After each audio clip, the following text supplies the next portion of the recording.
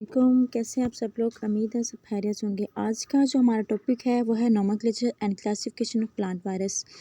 तो इसमें हम लोग ये देखते हैं कि सबसे पहले एक जो क्लासिफिकेशन का हमारे पास पर्पस क्या है। एक तो ये हमारे पास जो स्ट्रक्चरली अरेंजमेंट करते हैं हमारे पास, मतलब कि कोई भी हमारे पास क्लासिफिकेशन उसको अरेंजमेंट करते हैं, मतलब कि इजी कंप्रीहेंशन के लिए, ताकि हम लोग उसको इजीली समझ सकें। और दूसरे नंबर पे हम लोग इसको ताकि to be able to communicate with each other, हम लोग एक दूसरे के साथ कम्युनिकेट कर सके आराम से। इसकी प्रेडिक्शन करते हैं जो कि न्यू वायरसेस हैं उनकी प्रॉपर्टीज़ के लिए, और इसकी जो पॉसिबल जो इसकी एवोल्यूशन रिलेशनशिप होते हैं, मतलब एवोल्यूशन हम लोग कहते हैं जो हमारे पास generation by generation gradually changing आती हैं उसमें। फिर हमारे पास नॉर्मल के जो क्लासिफिकेशन है, अब जो वायरसेस के बारे में बताते हैं, ये हमारे पास एंटिटीज़ होते हैं, मतलब कि इसके जो जीनोम हम लोग कहते हैं हमारे पास, मतलब कि छोटे पार्टिकल होता है वायरसेस का, कि जिसमें न्यूक्लिक एसिड आ जाता है, डीएनए आ जाता है, आरएनए आ जाता है। और ये जो हमेशा जो हमारे पास वायरस है ना, ये लिविंग सेल के अंदर, मतलब कि इसको होस्ट चाहिए होता है कहीं पे भी ग्रो करने के लिए, इसको होस्ट चाहिए होता है। होस्ट फॉर लिविंग सेल्स का भी हो सकता है, नॉन लिविंग का भी हो सकता है, ठीक है। अब ये लिविंग सेल्स के ऊपर ये प्रोड्यूस करते हैं अपने, इसके जैसे एक इसकी सिंथेटिक मशीनरी होती है।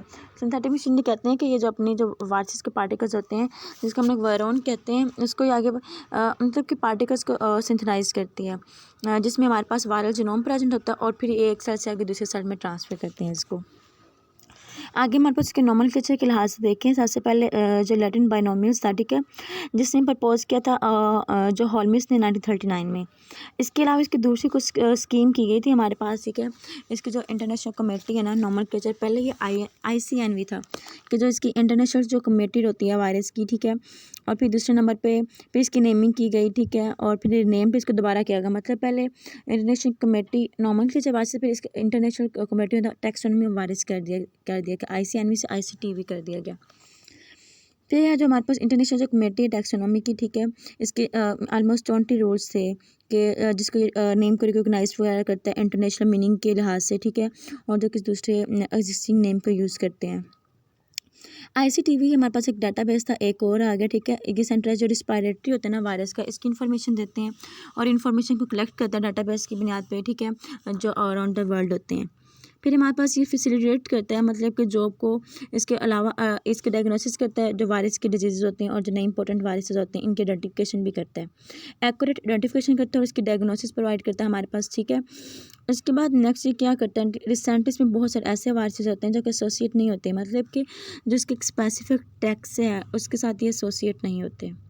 कुछ इसमें जो प्लांट वाइज होते हैं ना, वो उसको करेक्टराइज करते हैं, मतलब कि ग्रुप में करते हैं, फैमिलीज में करते हैं, और उनके कुछ सेंडरा होते हैं। कुछ इसका जो सीक्वेंस होता है ना, वो हमारे पास अकोमुलेट से मुराद है कि इसको इकट्ठे करते हैं। और कुछ जो वायरसेस होते हैं ना, इसको मतलब कि नई जगह पे रख देते हैं, जो एक्सिस्टिंग टैक्स है ना, मतलब कि कुछ वायरसेस ऐसे होते हैं जिनको वो नेम को चेंज करते हैं, जो पुराने वायरसेस होते हैं उसकी जगह नए वायरस को ले आते हैं। और जो ग्रुप होता है ना, ये डिजाइनेट करता है कि हमारे पास कितनी कैटेगरीज में करते हैं, इसको फैमिली में करते हैं, जेंडरा में करते हैं, ठीक है, जिसकी पुरानी फैमिली जो ऑलरेडी हमारे पास एग्जिस्ट होती है। ओके, फिर some viruses are not still associate, मतलब कि कुछ वायरसेस हमारे पास एसोसिएट नहीं होते, ठीक है, उसके नेम फैमिलीज होते हैं, लेकिन जो हमारे पास जो करंट टैक्सोनॉमिक फ्रेमवर्क होता है ना, slowly in place, this number is being reduce with each report. अब ये क्या करते हैं, ये फिर जो हमारे पास ICTV दोबारा फिर से हमारे पास ये प्रोड्यूस करवाते हैं, ठीक है, रिपोर्ट करवाते हैं ICTV को।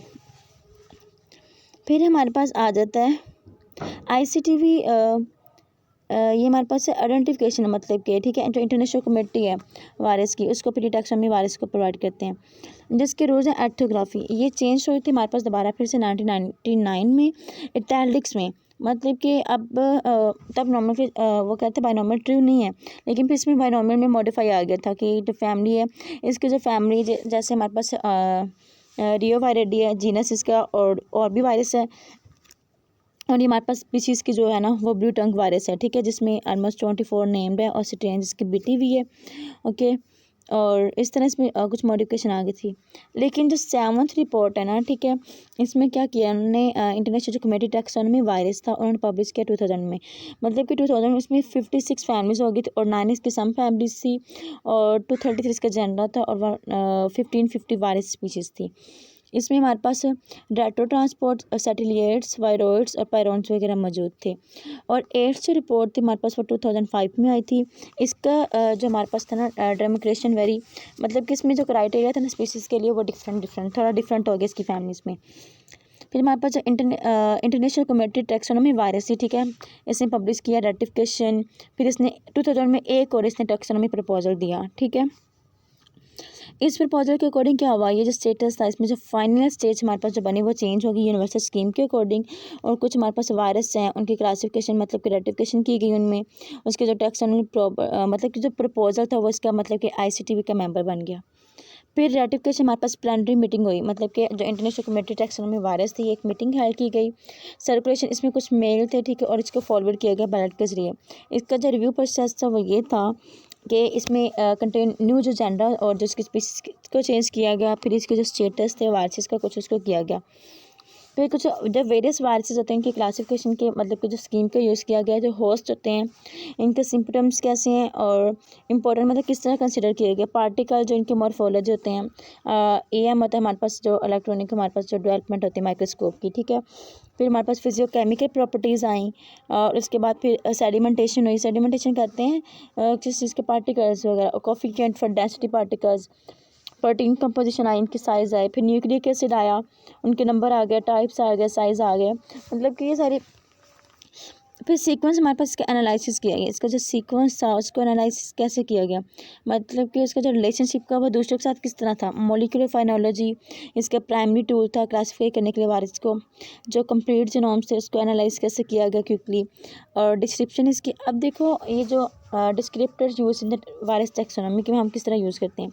पहले वो कहते हैं कि जो वायरस की प्रॉपर्टीज़ हैं वो मॉर्फोलॉजी के लिए, मॉर्फोलॉजी कहते हैं कि शेप के लिहाज से देखना कि जो वायरस की प्रॉपर्टी के शेप देखते हैं। इसके साइज़ के लिहाज से शेप मतलब जो प्रेजेंस और एब्सेंस ऑफ इन्वेल्प है, ठीक है, और पेपोलोमेर्स है और कैप्सोमेरिक सिमेट्री और स्ट्रक्चर है। ये इसके जो वायरस के स्ट्रक्चर के ज़रिए इसमें कुछ प्रोटीन्स होती हैं और इसमें कैप्सिड हमारे पास इसकी आउटर लेयर है जो प्रोटीन की बनी होती है प्रोटीन के स्ट्रक्चर में। फिर हमारे पास इसकी फिजिकल प्रॉपर्टीज़ आती हैं वायरस की। इसमें हमारे पास मॉलिक्यूलर मास होता है, बीएरएन डेंसिटी होती है, सेडिमेंटेशन होता है, कोफिशिएंट होती है, पीएच इसकी स्टेबिलिटी होती है और सॉल्वेंट स्टेबिलिटी होती है। कुछ रेडिएशन स्टेबिलिटी और कुछ डिटर्जेंट तो मुख्तलिफ तरह के हमारे पास केमिकल्स वगैरह होते हैं। कुछ इसमें कैटाइंस होते हैं जैसे मैग्नीशियम आ गया, मैग्नीज आ गया और स्टेबिलिटी इसकी होती है। फिर वो जीनोम की प्रॉपर्टीज़ बताते हैं कि इसमें हमारे पास आता है टाइप्स ऑफ न्यूक्लिक एसिड आ जाते हैं, स्टैंडर्ड ऑफ एन एसिड आ जाता है, लीनियर और सर्कुलर हो सकती है, वो पॉजिटिव और नेगेटिव इसकी एम्बिसेंस हो सकती है, ठीक है। नंबर ऑफ सेगमेंट्स हो जाते हैं, जो साइज़ है जीनोम का, जीनोम सेगमेंट्स हैं। और इसकी 5 मतलब कि जो टर्मिनल कैप होती है उसकी 5 टाइप होती है। और प्रेजेंस और absence of 5 terminal covalently linked मतलब इसमें मतलब वो इसके स्ट्रक्चर के बारे में बता रहे हैं थोड़ा, इसके साथ इसके जो पॉलीपेप्टाइड अटैच होती है। फिर प्रेजेंस और एब्सेंस 3 टर्मिनल, क्योंकि जो जैसे हमारे पास अगर देखें RNA हमारे पास 5 और 3 प्राइमर होता है, तो इन दोनों की बात कर रहे हैं। फिर हमारे पास न्यूक्लियोटाइड सीक्वेंस आ जाता है, कंपैरिजन करते हैं इसमें। जो प्रॉपर्टीज़ हमारे पास होती है प्रोटीन की, ठीक है, वो इस तरह से होती है इसमें। फिर अब प्रॉपर्टीज़ प्रोटीन की आ रही है, पहले जीनोम के फिर वायरस की, अब फिर प्रोटीन की आ रही है। किसमें साइज़ होते हैं, ठीक है, फंक्शनल एक्टिविटीज़ क्या होते हैं, अमाइनो एसिड का सीक्वेंस क्या होता है, कंपेरिजन। फिर लिपिड इसमें जो होते हैं वो एब्सेंस भी होते हैं और प्रेजेंस भी होते हैं उनके नेचर में। कार्बोहाइड्रेट्स भी इस तरह हमारे पास में प्रेजेंट होते हैं, किस में एब्सेंस होते हैं नेचर में। और जीनोम की जो ऑर्गेनाइजेशन और रेप्लिकेशन करते हैं हम लोग अपने जैसे इसकी कॉपीज़ को और तैयार करना, ठीक है। जीनोम की जो ऑर्गेनाइजेशन है strategy of replication unique acid characteristics की ट्रांसक्रिप्शन की ट्रांसलेशन और ट्रांसक्रिप्शन हम लोग कहते हैं। जैसे DNA से RNA के बनने का हम लोग ट्रांसक्रिप्शन कहते हैं। और अगर RNA से आगे प्रोटीन बने उसको हम लोग ट्रांसलेशन कहते हैं। आगे कैरेक्टरिस्टिक्स ऑफ ट्रांसलेशन आ जाती हैं, पोस्ट मतलब कि जो ट्रांसलेशन के प्रोसेस होते हैं। फिर अकोमोलेशन होता है किस चीज़ को इकट्ठा करना है, जो वायरस के पार्टिकल को साइड्स होती है उसकी। असेंबली करते हैं साइड ऑफ, जो मैच्योरेशन होती है, जब मैच्योर हो जाते हैं फिर उसको रिलीज़ करते हैं। मतलब कि इसके प्रोसेस हैं, सबसे पहले वो वायरस पार्टिकल इकट्ठा करता है, फिर उनको असेंबली करता है, मतलब कि कॉपी तैयार करके फिर जब वो मैच्योर हो जाता है दोबारा फिर इसमें से रिलीज़ कर देते हैं। साइटोपैथोलॉजी होती है कि जो सेल के अंदर हमारे पास जो डिजीज़ होती हैं वो उनके बारे में इंक्लूजन होता है और बॉडी फॉर्मेशन हमारे पास आ जाती है। आगे हमारे पास इसकी एंटीजेनिक प्रॉपर्टीज़ आ जाती हैं, सीरोलॉजिकल रिलेशनशिप्स होता है और मैपिंग एडटाइप्स होती हैं, एपिटोप्स होते हैं। आगे इसके बायोलॉजिकल प्रॉपर्टीज़ हम लोग देखें, बायोलॉजिकल के लिहाज से वो डिफरेंट होते हैं, होस्ट रेंज आ जाती है, नेचर और एक्सपेरिमेंटल आ जाती है। और पैथोजेनेसिटी आ जाती है, एटियोलॉजी आ जाती है, टिश्यू होते हैं, ट्रोपिज्म होते हैं, पैथोलॉजी होती है, हिस्टोपैथोलॉजी मतलब कि ये टिश्यू की जो डिजीज़ वगैरह। पैथोलॉजी हम लोग कहते हैं कि जो हमारे पास फंगस की वजह से डिजीज़ काज होती हैं। स्पीसीज का मोड ऑफ ट्रांसमिशन क्या है नेचर में, वेक्टर रिलेशनशिप क्या है, जियोलॉजिकल डिस्ट्रीब्यूशन क्या है, इसकी क्राइटेरिया हमारे पास क्या होता है, डिफरेंट वायरसेस का होता है जो हमारे पास डेमोक्रेटिंग होते हैं। अब हमने बात की थी डेमोक्रेटिक मतलब कि डिफरेंट जो वायरस के ट्रैक्स हैं हमारे पास किस तरह से, आप इसके ऑर्डर में देखेंगे, फैमिली देखेंगे, जीनस ऑर्डर में इसकी जो कॉमन प्रॉपर्टीज आ जाती हैं वो सेवरल फैमिली की इंक्लूड होती हैं। बायोकेमिकल कंपोजिशन होती है और वायरस रेप्लिकेशन स्ट्रेटजी होती है, पार्टी का स्ट्रक्चर कैसे होता है इसका, और जर्नल जीनोम और इसकी ऑर्गेनाइजेशन कैसे होती है हमारे पास। उसके बाद अगर हम इसकी फैमिली की बात करते हैं तो फैमिली में हमारे पास कॉमन प्रॉपर्टीज़ आ जाती हैं जो फैमिली में इंक्लूड होती हैं। बायोकेमिकल कंपोजिशन होती है हमारे पास, वायरस रेप्लिकेशन होती है, नेचर में जो पार्टिकल स्ट्रक्चर होते हैं, जीनोम ऑर्गेनाइजेशन होती है।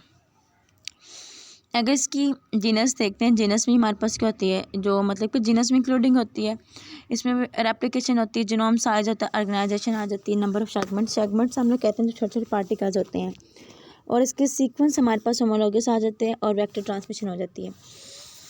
स्पीशीज़ में हम लोग देते हैं, स्पीशीज़ जो हमारे पास है ना, स्पीसी ये कॉमन प्रॉपर्टीज इसकी इंक्लूड होती है, जीनोम रीअरेंजमेंट है और सीक्वेंस होमोलॉगस है और सेरोलॉजिकल रिलेशनशिप है, वेक्टर ट्रांसमिशन इसमें आ जाता है, होस्ट रेंज आ जाती है, पैथोजेनिसिटी आ जाती है, टिश्यू ट्रोपिज्म आ जाता है और जियोग्राफिकल डिस्ट्रीब्यूशन आ जाती है।